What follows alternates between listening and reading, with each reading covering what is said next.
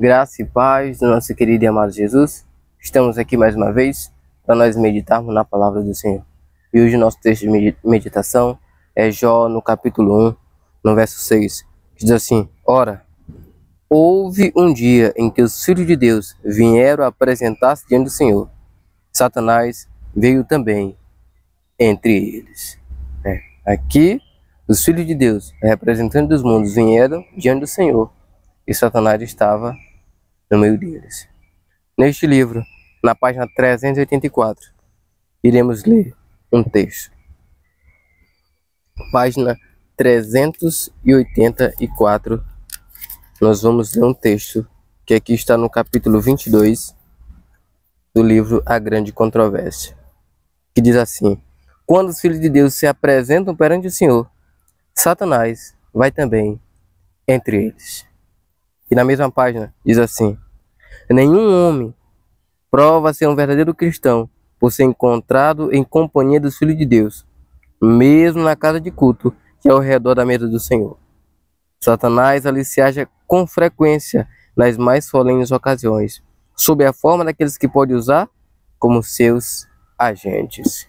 Meu irmão e minha irmã, hoje aqui o alerta para nós, para que nós não venhamos viver de boca, para que nós não venhamos viver de aparência, mas que nós venhamos viver a palavra como ela é. A palavra como ela é. Como a gente viu o texto de Jó, quando os filhos de Deus se apresentaram perante ele, Satanás lá estava. E hoje não é diferente. Na casa de culto, na mesa. Lembra na ceia? Quem estava na mesa? Judas. Judas. Lembra nos templos? Quem estava no templo no passado? Escribas e fariseus que eram hipócritas. E por isso que Marcos, no capítulo 7, no verso 6, Jesus respondendo, ele disse: Bem profetizou Isaías acerca de vós, hipócritas, como está escrito: esse povo honra-me com os lábios, mas o coração está longe de mim. Meus irmãos, a palavra de Deus ela é clara. Deus não aceita uma meia adoração. Deus só nos aceita se for por completo, se for por inteiro. De nada nos adianta professar uma fé. De nada nos adianta viver de aparência, de nada nos adianta falar de boca. As nossas obras têm que condizer com aquilo que nós falamos, as nossas obras têm que condizer com aquilo que de fato nós falamos ser. De nada nos adianta falar de boca. Por quê? Porque veja só, esse texto que todos nós conhecemos, em Tiago, capítulo 2, no verso 19. Tiago, capítulo 2, no verso 19, que diz assim: Tu crês que és um só Deus? Fazes bem, os demônios também creem e tremem. Os demônios creem e tremem, meus irmãos. Os demônios creem e tremem. E sabem que há um só Deus. Sabem que há um único Deus. E eles temem. Agora tem um porém, eles não obedecem. Eles não obedecem. Eu e você até podemos saber que existe um só Deus.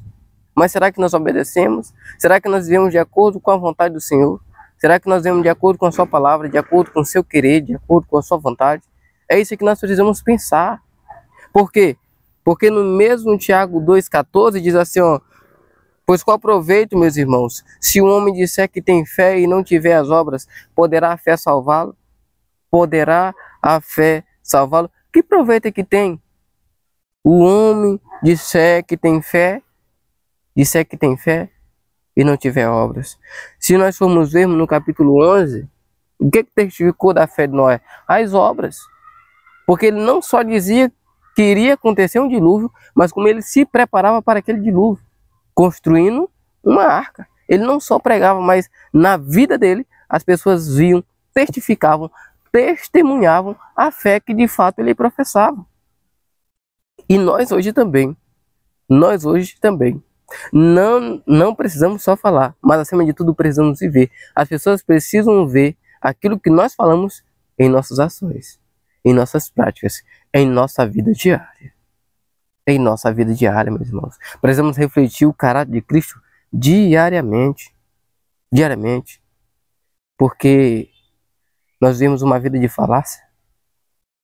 E no final, meus irmãos, infelizmente, se as nossas obras não condizer com aquilo que nós falamos, no final estaremos perdidos. Olha só, a gente precisa meditar muito Em Tiago 2,14? Em Tiago 2,19, essas duas coisinhas não é só crer, mas ter as obras condizentes com aquilo que nós falamos. Não é falar algo e as pessoas olharem e falar, olha, ele vive de forma diferente daquilo que ele fala, daquilo que ele prega. Olha só o que Atos, este livro, né? Atos dos Apóstolos, do Espírito e Profecia, na página 317 nos diz. 317. Uma mera profissão de fé em Cristo, presumindo o conhecimento da verdade, não torna um homem cristão. Uma mera, é isso que diz, uma mera profissão de fé em Cristo e presumindo o conhecimento da verdade, não torna um homem cristão. O que a gente acabou de ler? Em Tiago 2,19, os demônios creem e estremecem. E aí nós temos até o ditado, os demônios creem que estremecem, porém não obedecem. Você pode crer que estremecer, mas se eu e você não obedecer, de nada nos vale. De nada nos vale. Professar uma fé, conhecer, eu posso conhecer a Bíblia de cor e salteado, mas se eu não viver ela, se eu não colocar ela na minha vida, de nada nos adianta, meus irmãos. É vão, o meu conhecimento é vão, a minha vida é vão. E olha só o que continua dizendo. Uma religião que busca apenas o deleite dos olhos, dos ouvidos, do paladar, o que aceita a condescendência própria, não é religião. Eu vou ler novamente. A religião, uma religião que busca apenas o deleite dos olhos, dos ouvidos, do paladar, o que aceita a condescendência própria, não é uma religião. Está falando aqui. A religião que aceita a condescendência própria, que aceita o deleite dos olhos, deleite dos ouvidos, a satisfação dos prazeres, não é uma religião, meus irmãos. Não é uma religião. Mas o que tem acontecido hoje? As igrejas têm se moldado ao mundo. As igrejas têm se moldado ao mundo. Olha só o que diz na página 374 do livro A Grande Controvérsia. Diz o seguinte, ouve bem, meus irmãos. Para garantir a vinda de novos conversos, o exaltado estandarte da fé cristã foi rebaixado. E, em resultado, um dilúvio pagão invadiu a igreja, trazendo consigo os costumes, práticas e ídolos.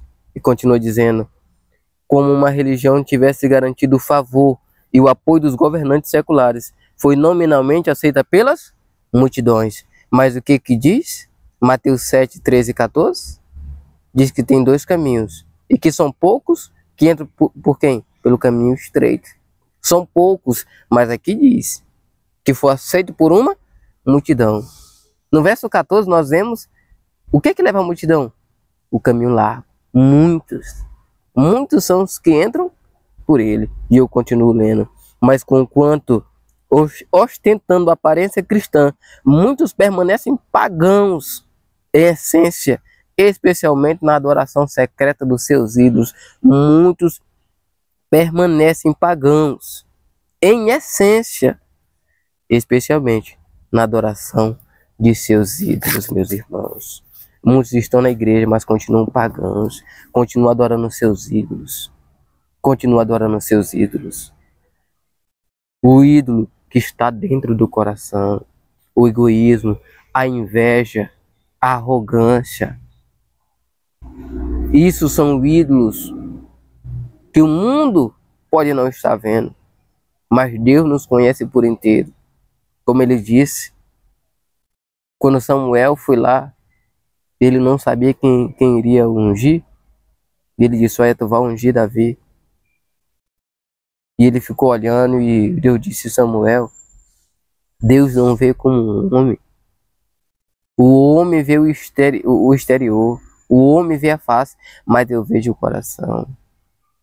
Meus irmãos, se nós estivermos nessa situação, nós estamos nos enganando.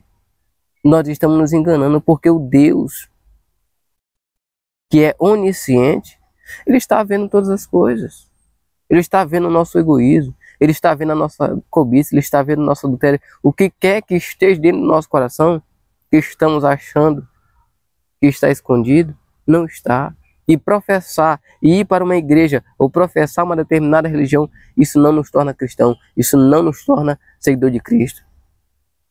E aí, eu digo para vocês, um provérbio: quase salvo e totalmente perdido. Quase salvo e totalmente perdido. Por quê? Porque está enganando a si mesmo. Está achando. E o cristianismo nunca foi feito e nunca será feito de achismo. Mas o cristianismo é feito e continuará sendo feito no assim diz o Senhor. No assim diz o Senhor. Olha só o que continua dizendo.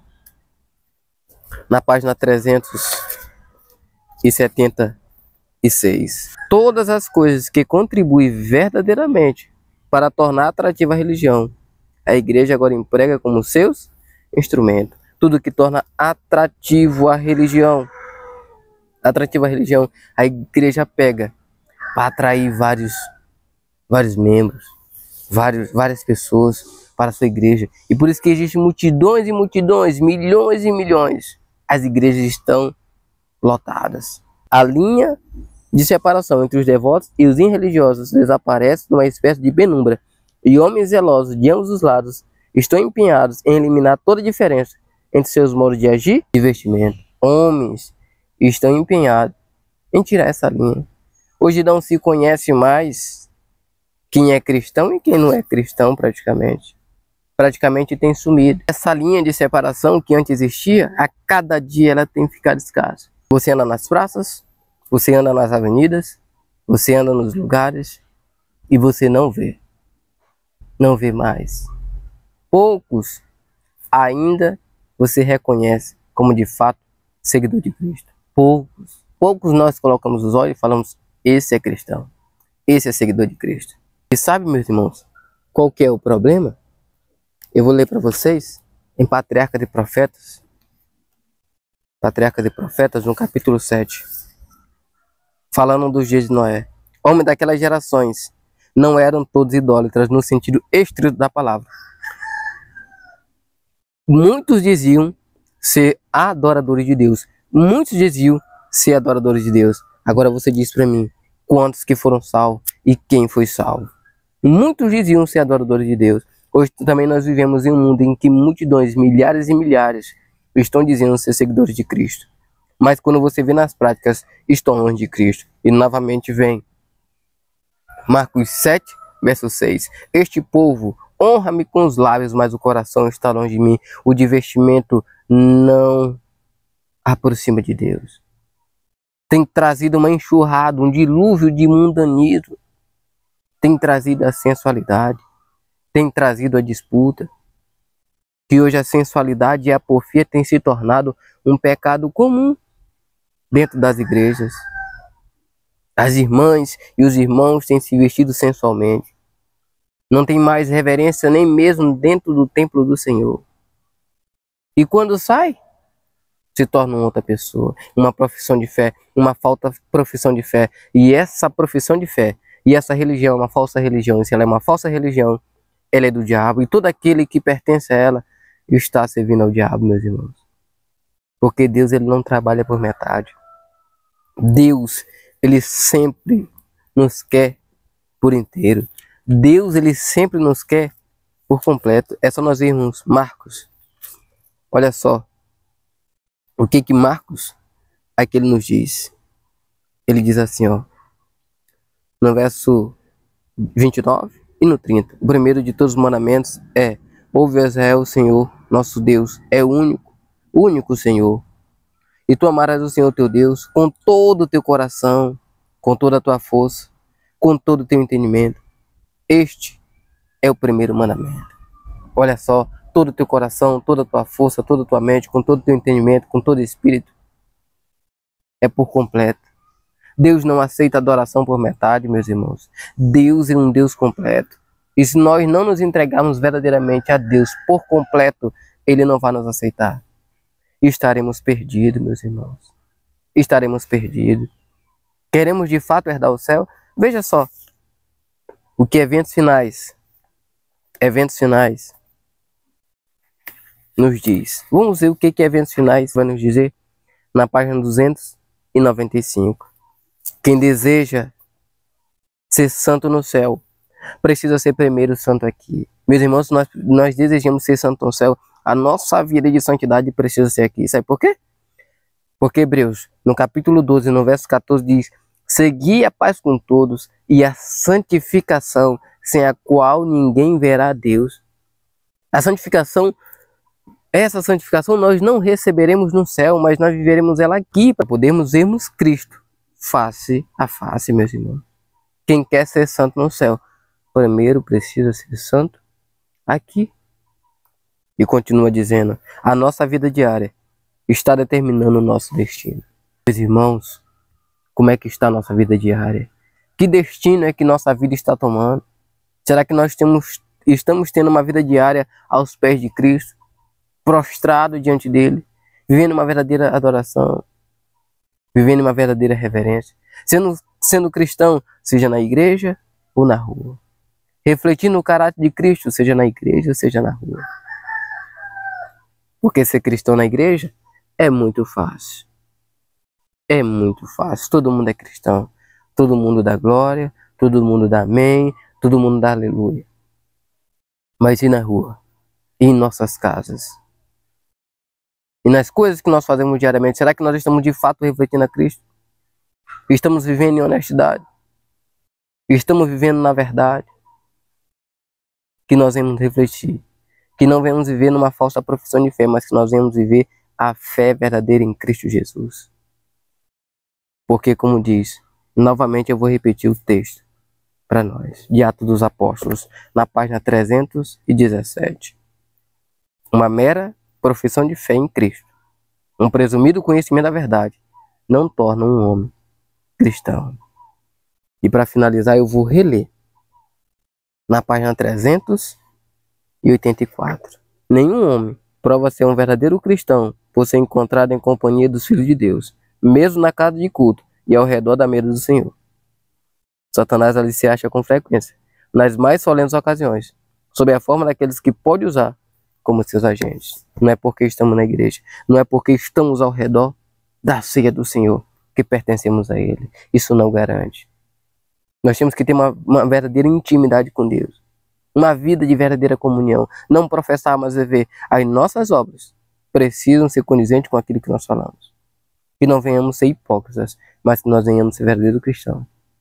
E que nós venhamos botar em nossa vida a cada dia aquilo que 1 Coríntios, capítulo 10, verso 31, nos diz. Olha só o que 1 Coríntios, capítulo 10, verso 31 vai nos dizer.